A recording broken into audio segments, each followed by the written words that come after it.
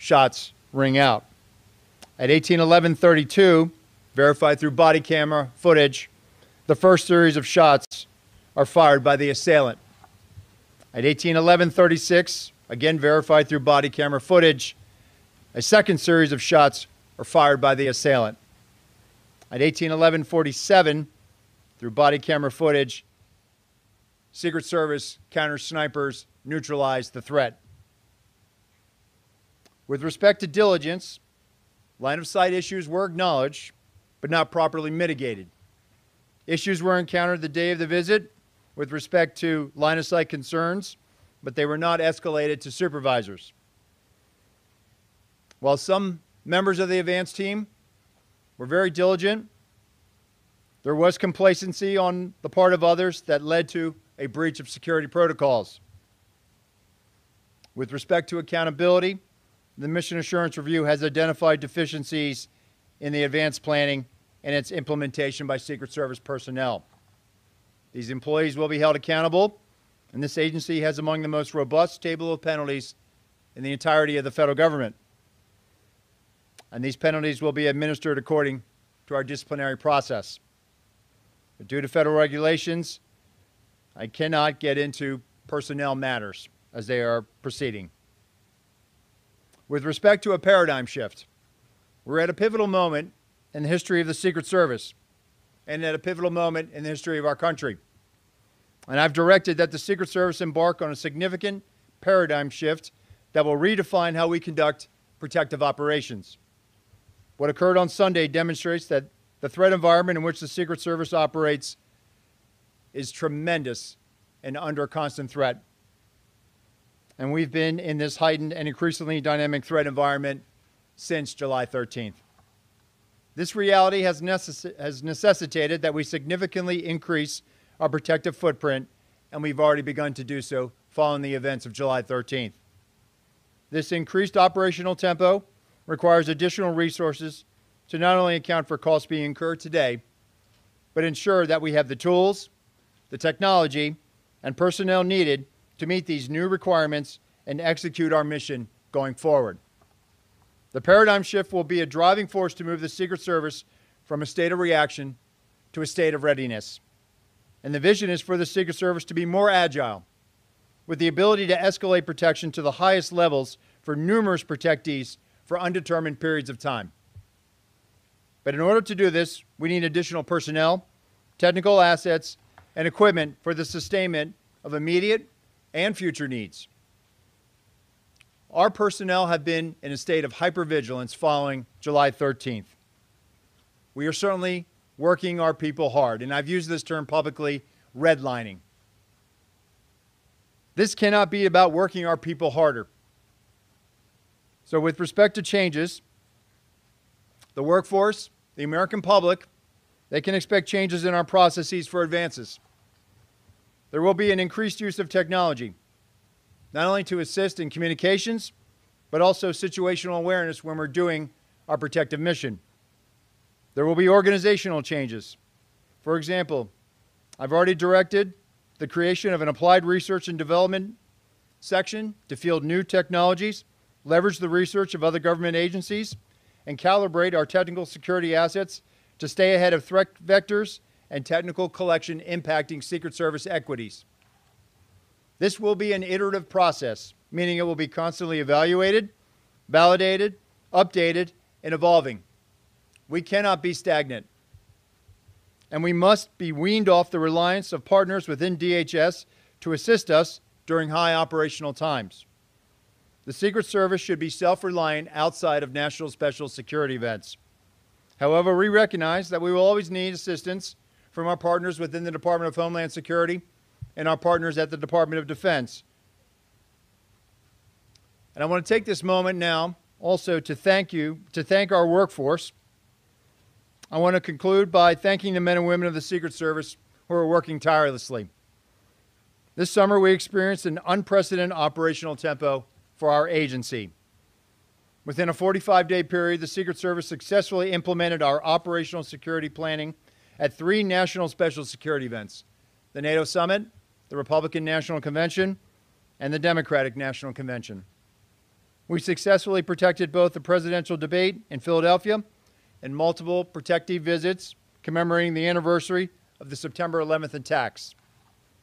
All of this took place while protecting major party candidates on the campaign trail. This high operational tempo continues as the Secret Service prepares for the United Nations General Assembly next week, where we expect to protect more than 140 visiting world leaders and heads of state. I am proud of all that we've accomplished in a very difficult and tumultuous time for the agency. And I recognize and thank the men and women of the Secret Service and their families for continuing to make great sacrifices in support of our enduring mission. And with that, I will take questions. Director, given all of the attention and scrutiny related to these events, Sir, given all the attention and scrutiny related to these events, do you believe your highest level protectees will now need to campaign differently in how they organize their events and in how they live their daily lives, things like trips to golf courses or recreational time?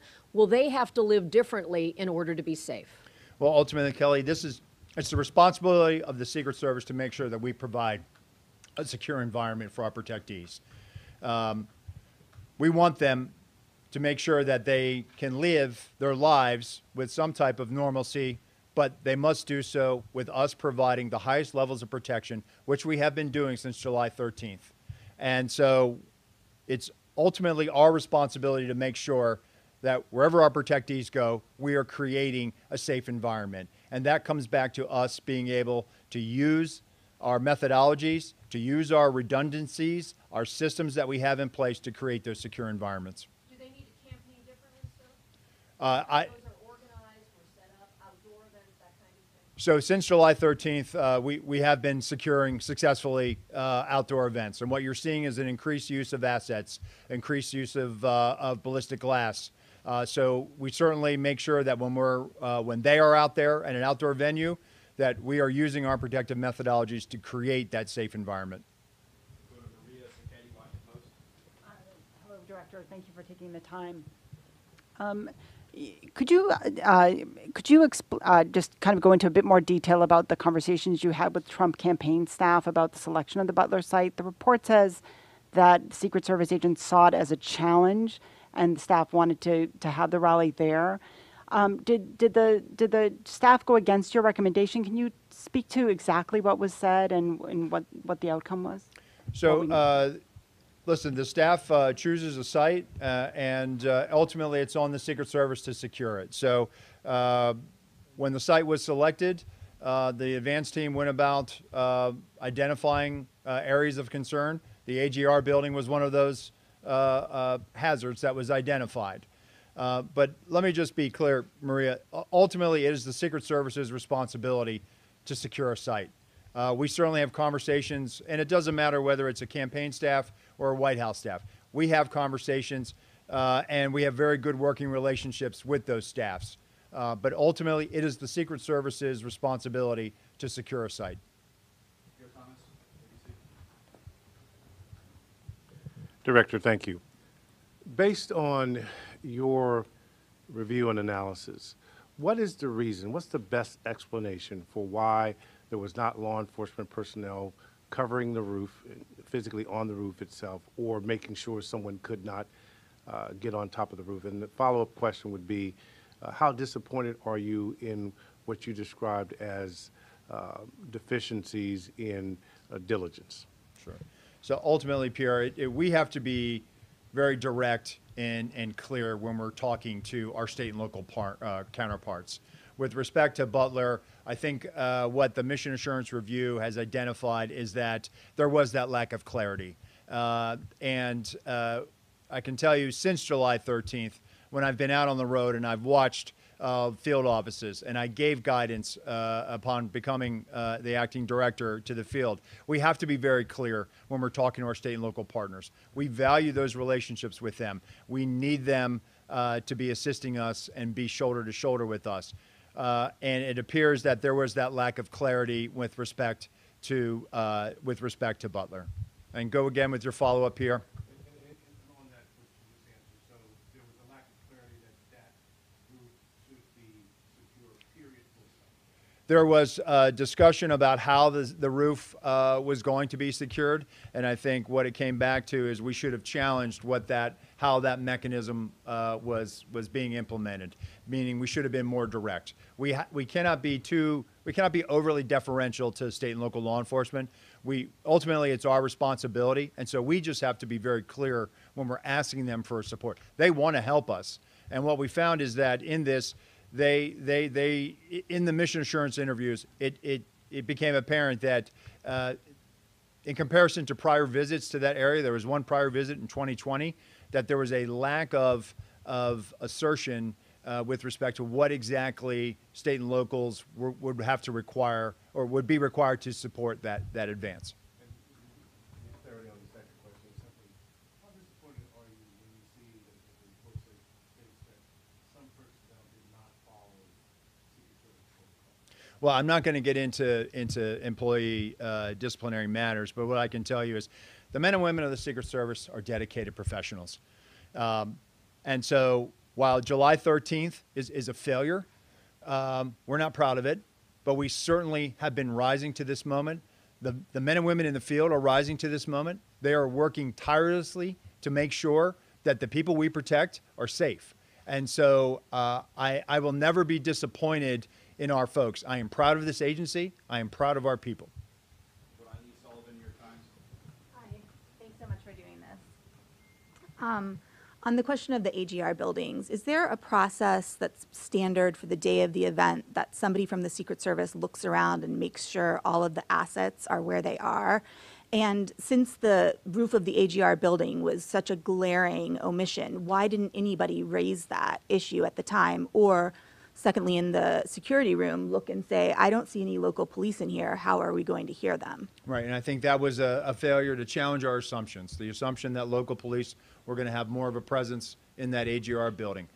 Getting back to your question, there is that diligence that has to be done by the site agents to make sure that, hey, all of the assets are in place. And so there was an assumption that they had it covered, but there clearly was not that follow-up to make sure. But is there a process that you look around and like a punch list and check it off? And It is part of the principles of our advance and our protective methodologies. okay, and secondly, just to follow up on the campaign question, you said it's ultimately the Secret Service's responsibility. So when there's a disagreement between the campaign and the Secret Service on a security issue, who has the last word? So it's not about disagreement, it's about a negotiation. They certainly don't want any harm to come to their principal, and so they respect us. And so usually what it boils down to is escalating it up to a supervisor and a senior staff level. What I can tell you is that if there were discrepancies, and there were, regarding how the site was supposed to have been secured, how supervisors were briefed, and supervisors reported in their mission assurance interviews that they envisioned harder assets to be able to secure that line of sight, to be able to mitigate anything that might have been looking in or would have created an openness on the site at the Butler Farm Show. And so on the morning of, if there were those deficiencies, they were never escalated up to the supervisors to be able to resolve. David Sponge, Fox News. Thank you, sir. I have two questions. They're related. The first is looking forward. The House just voted within the last couple of hours unanimously from those that were present in the chamber to give presidential candidates the exact same Secret Service protection as sitting presidents. My first question is, can you handle that? We've been doing that since July 13th, David. So what is the purpose of the bill? I don't know. You'd have to ask members of Congress that. What I can tell you is that when I say the highest levels of Secret Service protection, the former president is getting tactical assets. He's getting everything that the former president, that the current president has with respect to Secret Service assets. And that was my second question. Can you explain that former President Trump is getting the same protection as President Biden and Vice President Harris? Because a lot of members of Congress on Capitol Hill are skeptical about that. There's a lot of talk saying clearly he didn't have the same protection because if he did, the golf course would have been secure in West Palm Beach. Can you tell people what's going on with that? So with respect to West Palm Beach, what I can tell you without getting into our TTPs, our techniques, our tactics, our procedures, what I can tell you is that on that day, there were counter-sniper elements that were present with the former president on the golf course in proximity. There was an entire counter-assault team that was there in proximity. There was also a jump team in proximity. The advance agent, who was part of the first element, whose goal was to sweep ahead, did his job. That young man is a very young agent, early in his career. His vigilance, his reaction is exactly how we trained and exactly what we want our personnel to do. He identified a threat, an individual with a long gun, and he made swift decisions and took a swift action to be able to mitigate that. No shot was fired at the former president. The former president was not exposed to where he was on the golf course. And what I've said, and I said this Monday, that the procedures work, the redundancies work, so that high level of protection is working. CBS. Acting Director, thank you very much for doing this. Two questions, just one on West Palm Beach. The busy public road that is adjacent to that sixth hole where the suspect was hiding is a well-known blind spot on that specific golf course. Why did no one within the U.S. Secret Service sweep behind that fence line for threats? They were sweeping ahead, Nicole. So what I just explained is that that element, that lead element, was going ahead, sweeping. But was there anyone behind the fence where the road was sweeping there to see if anyone was in the bushes? Having been there and seen the vantage point, whether they were on the public side or the private side, the bottom line is the individual was detected.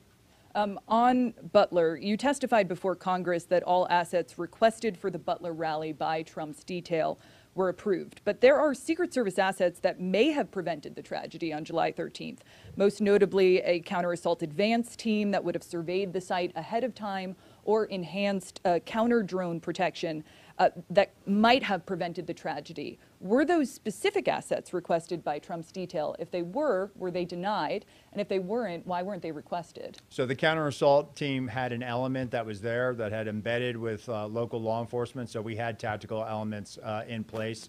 The counter-assault team leader that day had been in direct contact in the days leading up to July 13th with those tactical elements. But just to be clear, did the Trump detail ask for any additional resources that were denied by the Secret Service? So based on the asset, based on the information I have right now, the asset request, all of those assets that were asked for were approved. And so what we're looking at now is, were there any additional ones that came in through other channels? But what I can tell you, based on the information I have now, the assets were approved. We'll go to Holmes or CNN.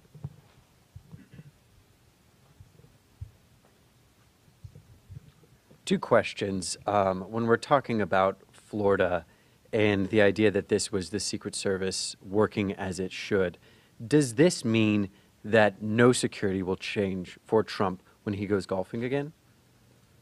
Well, I think what we try to do, Holmes, after every incident, we look at it. What could we have done better? We look at everything. And it doesn't matter whether there's a critical incident that occurs.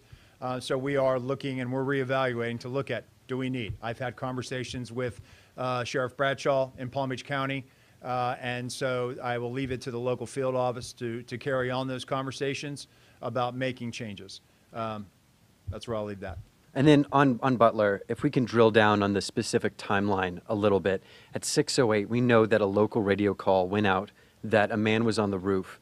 Now, my understanding is that the state police were in a separate area with locals, and their job was to communicate any local chatter to the Secret Service.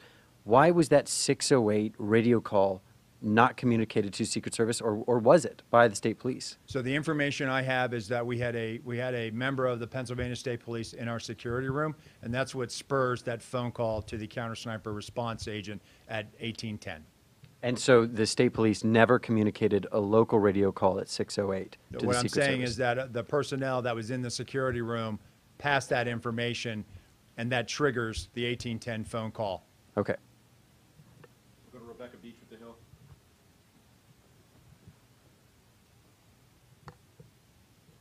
Hi, I know Congress has sounded a little resistant lately in terms of what it might do for funding for the Secret Service. Given the sort of paradigm shift that you've laid out today, I'm curious what you'll be looking for from Congress and sort of what you're seeking from lawmakers to carry that out. We've been briefing, we've been providing information. right now, I do think that, and you know, the Congress has questions. We're responding to those questions and providing them information. But at the end of the day, I think everybody wants a strong Secret Service, and that's what I'm working towards. That's what members are working towards, and so we'll continue to have those conversations. We'll go to Claudia with Univision. Hi, thank you so much for doing this. Republicans in Congress, they want the same level of security than the president for the candidates. How realistic is really that? Can you be more specific on that? I know you answered that question, but can a candidate have the same level of security of a sitting president? And also, what changes are we expecting in the security area after, you know, where most of the incidents happened? So how I approach that, Claudia, is this. The way the Secret Service is structured, the President of the United States has the highest level of protection of any world leader, period, the end. The number of assets that the Secret Service provides and the Department of Defense provides is at the highest levels. Those same highest levels with respect to the Secret Service are being provided to the former president's detail. And so when it comes to maintaining this, where we are at right now is we have finite resources. The way we are structured with some of our classified assets, with some of our personnel, and with some of our programs that are definitely designed to support the president and vice president. We've now expanded that to include the former president. And so while we can do this, it is certainly, we are burning through a lot of assets and resources. And that's the argument that we've been trying to show. This isn't some pie in the sky trying to say, hey, we want this now. We are not capitalizing on a crisis. We are showing the math. We have finite resources, and we are stretching those resources to their maximum right now, which is going to require us to replace these assets. It's going to require us to also adjust, to look at this and evaluate that if we have to do this again, or do it because of some other situation that we have no other control of, we have to be able to sustain that for an indefinite period of time. And so I am hopeful, and I am certainly engaged in these discussions, and I feel like at the end, we will get there because we have no other choice. What changes are you going to make outside of the secure area? That zone where everything happens? The outer perimeter. So Yeah. I think that's where we have to be very direct and clear with our state and local partners as to what we're asking of them. Go to Joe Khalil with News Nation. Thank you, Acting Director.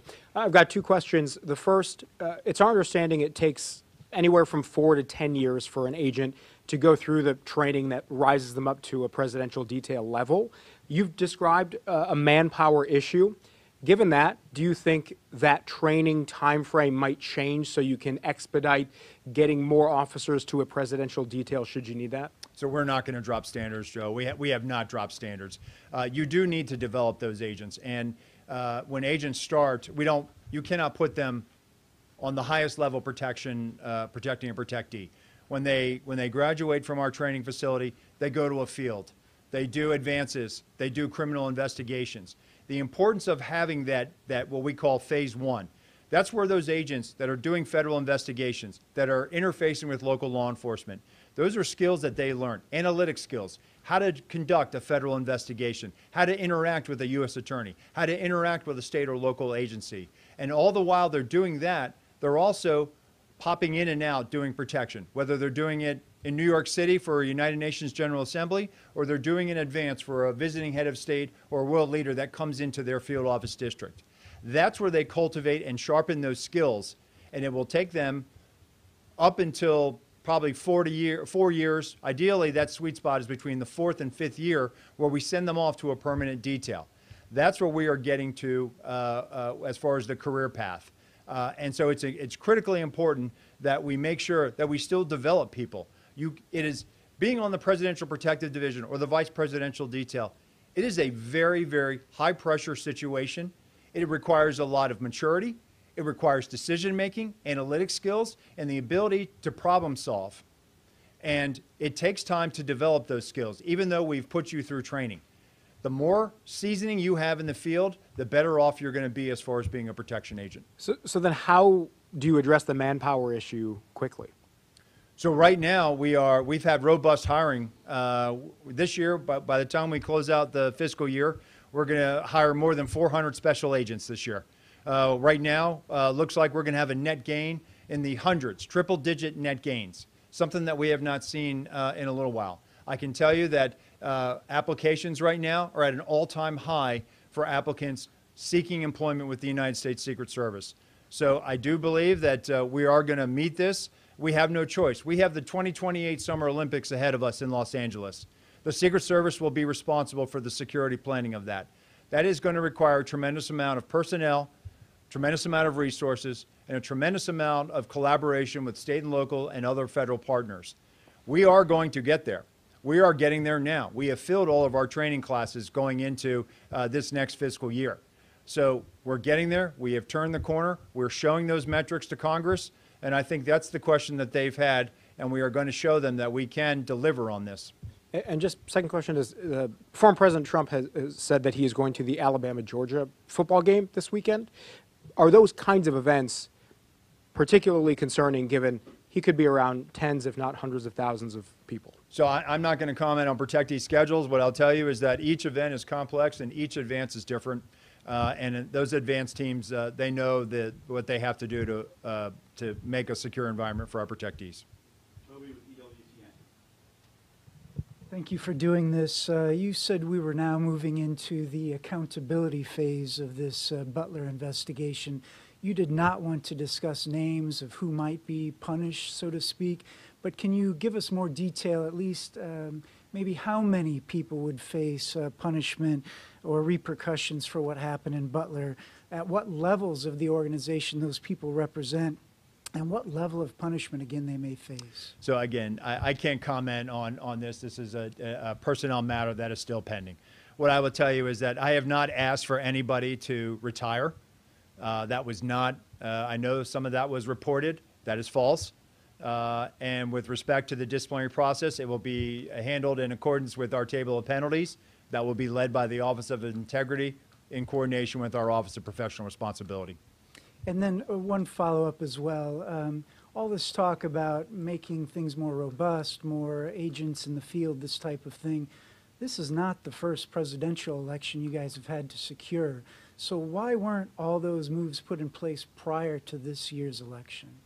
So the former president has had robust security around him since he left office, more robust than prior former presidents.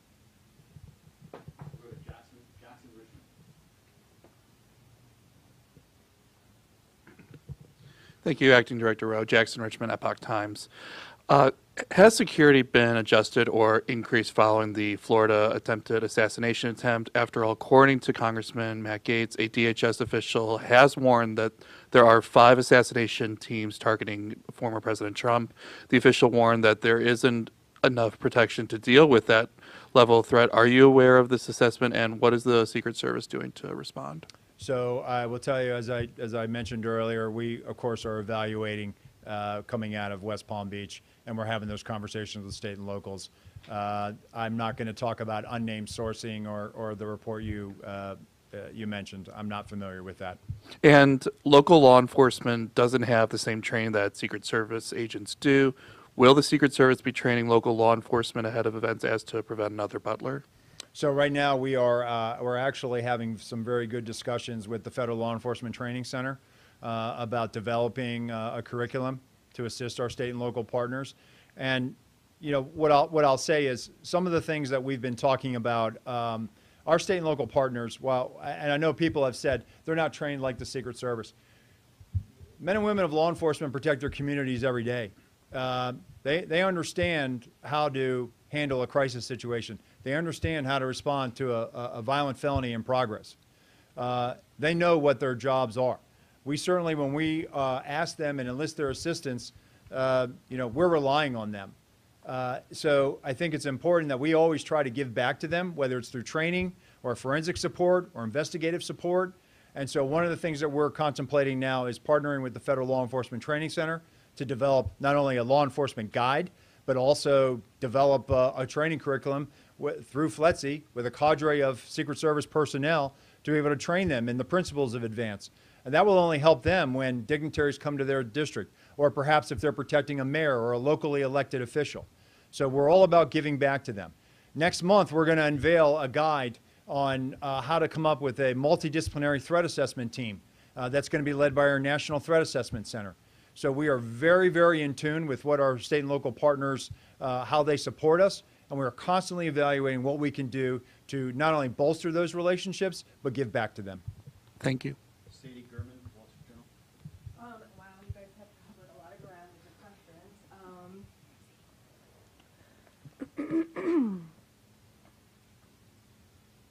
I guess I would just ask, guys, I don't know. You guys have really covered it. I'm sorry. I'm gonna give my question to someone else. You only get one. Anthony? Rebecca with the Associated Press.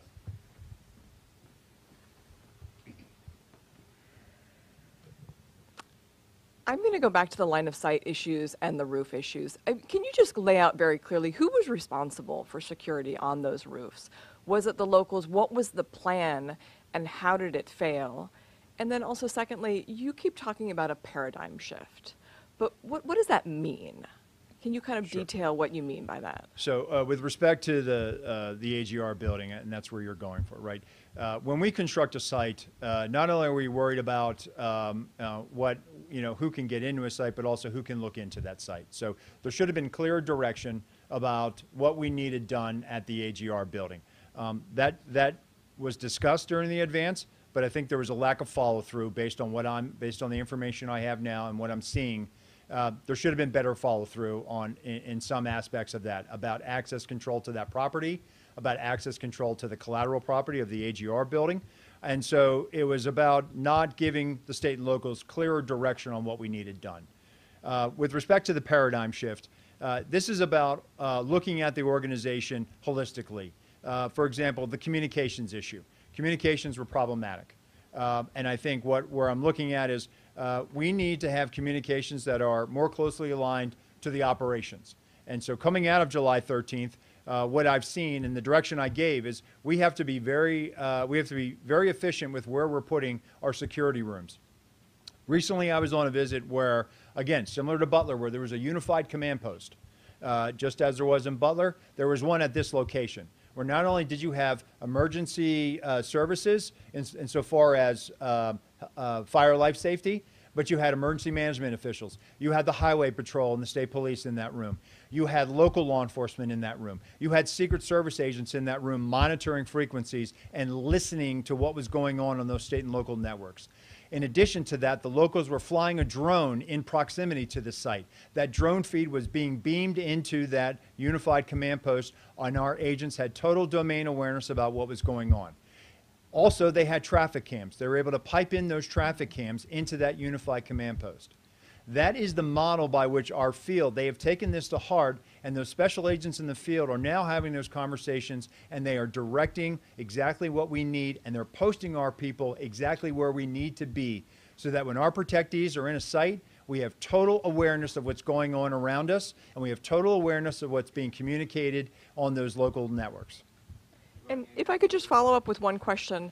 Down in West Palm Beach, on the evening of the attempted assassination down there, the local chief, I believe it was Bradshaw, had said that when Trump was president, there would have been a lot more security around the perimeter, but basically now the Secret Service does the best that they can. But you've said that he has got the highest levels of security now. I mean, can you compare and contrast, is it the same now as he would have been getting while he was sitting president? So what I'll say is the former president has the highest levels of Secret Service protection, and I think the sheriff actually went back and clarified his statement, so I would point you to that. I believe he did that on Monday. Thank you, Director. Wanted to ask about Sunday's incident as well. Is it your view, I know you've talked about the procedures working as intended, is it your view that there wasn't any type of security lapse that allowed that armed individual to get within a few hundred yards of the former president? Well, I can tell you is we're looking at it from an after-action report, looking at reviewing that. But what I think it goes to show is that that's why we have tripwires. That's why we have systems out there. That's why we have redundancies built into our protective model. And that's what was demonstrated on Sunday. And in terms of the report, I mean, what specifically will be different on the ground now? For instance, are you mandating that command posts have both Secret Service and local law enforcement in them? Will law enforcement have to communicate on the same frequencies? Are there any sort of practical changes that you've made that are in effect, based on the report? Yeah, so security room location, right, being where local law enforcement is, right? The broad use of technical security assets, ballistic glass, leveraging partnerships with the Department of Defense to be able to move materials, move personnel across the country in support of a nominee. So those are things that we've been doing post July 14th, and those are things that are going to probably be in existence in perpetuity moving forward.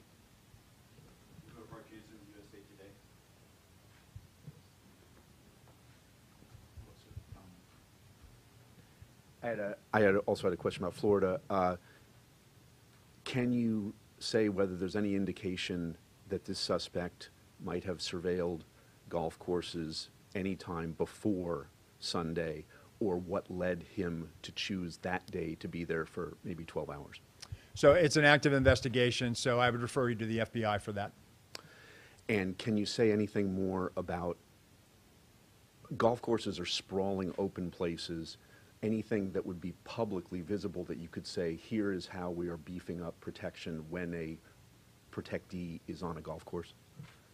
So again, what I've said, and I'll continue to do this, and I have to be very mindful of our techniques, our tactics, and our procedures. It is probably not good to continuously not only talk about Secret Service procedures, because we're telegraphing to adversaries. We're telegraphing to people who probably would intend to do harm to our protectees. But what I will tell you is that our model, our protective model, consists of multiple layers and redundancies. The outer, the middle, the inner, those are the layers. And then we have redundancies built into that. And so with respect to golf courses or any open venue, we apply those methodologies. Ellen Gilmer with Bloomberg will be next. Thanks, Acting Director. With regard to your conversations on Capitol Hill, can you talk about, for resources, do you need to have a specific dollar amount included in an upcoming CR to make things work, or would the anomaly language that the administration had previously requested, is that something you can live with? I'm not going to get into specifics because we're having those conversations, and out of respect for the confidentiality of those discussions, I'm not going to disclose a number. What I'll tell you is that we've made several presentations. We're working at the staff level, and we're having those conversations, and they are ongoing. And related to that, you mentioned earlier you want the Secret Service to wean itself from relying on other components of DHS in its protective mission. Is that contingent on getting those additional resources either right now or at some point in the appropriations process? Well, I don't want to rule out that we'll never have to enlist the assistance of others through requests for assistance, and we do those memorandums. And we did that back for several presidential campaign cycles. But I think the importance here is we have to be able to, at a moment's notice, surge people to where they need to go. And if we're going to be having to mitigate, and that's what we do. We're in the risk mitigation business. We are not in the risk elimination business. And so we have to be able to have the personnel, the assets, and be able to spread those out for an indefinite period of time in the event that another situation, a geopolitical conflict, or some other tension requires us to do so. Ashley with the Examiner.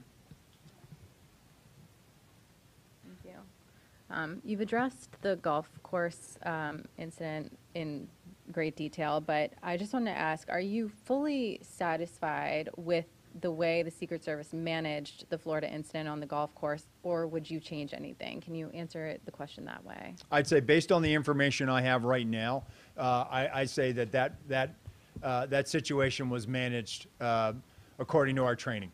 As soon as our agent discovered the individual, took swift action and took steps to neutralize that threat. Immediately upon doing so, he communicated over the radio. There was a communication of shots fired, which immediately, not only did our personnel assigned to the close protection of the president, of the former president, hear the shots, they immediately went into action. The counter-assault team went into action. The counter-snipers went into action.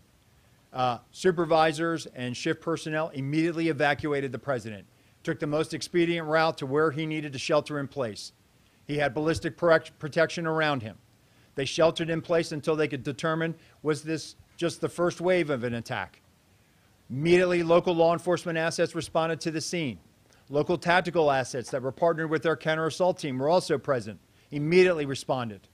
And so that barrier, those layers of protection, those redundancies, the redundancy was the agent that first discovered, followed by another set of agents that also set up that middle perimeter around the shift that was evacuating. And so in the case of West Palm Beach, based on the information I have now, and again, we will review it, it appears that those agents, those supervisors, made swift decisions and made correct decisions.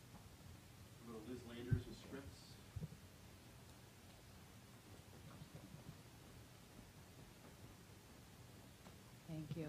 Hi, Acting Director. I want to drill down on this issue of resources. You sent a letter to Senator Murphy and to Senator Britt on September 5th, and it became public.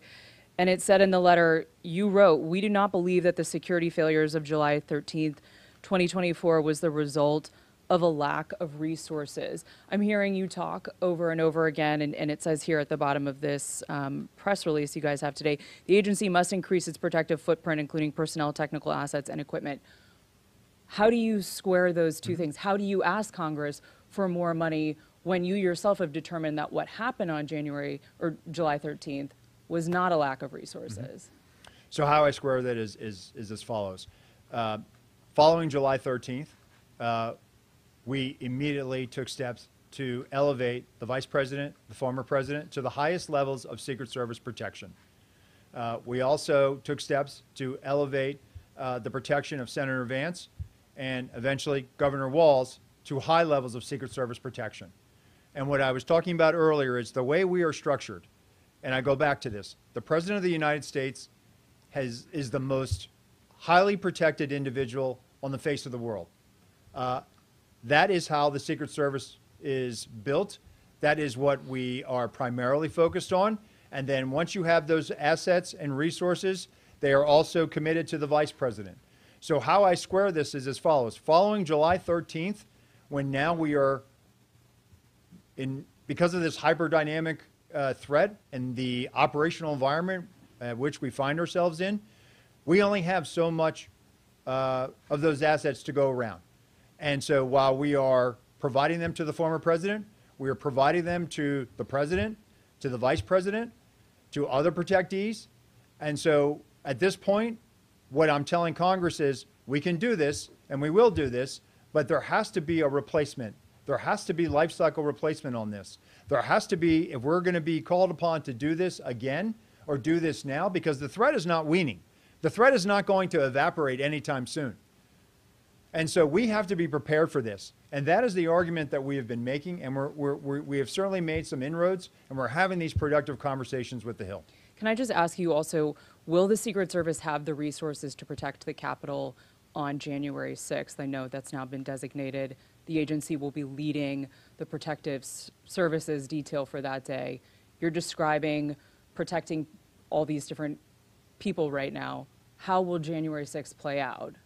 So the January 6th proceedings were designated a national special security event. We are the lead security planner for that. But again, we have great partnerships with all the law enforcement agencies in Washington, D.C., and most notably the U.S. Capitol Police, which are our partners when we do the State of the Union or when we do any event at the Capitol that rises to a national special security event, like the State of the Union or state funeral. So you feel confident you will have the personnel, technical assets, and equipment you need for that day? We will have what we need. Director, last question is going to go to the pool. Blue bar.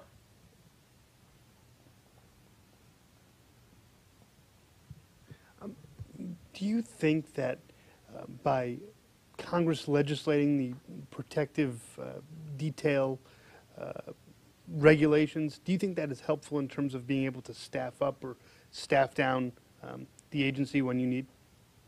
So I have not done an analysis of the legislation. I assume it's pretty direct. But look, as I stated, I'm sure Congress wants to make sure that the Secret Service is strong. I don't know the intentions behind this piece of legislation, but what I'll just point back to, coming out of Butler, coming out of July 13th, we've been providing the highest levels of Secret Service protection to the former president. Thank you. All right, thank you, everyone.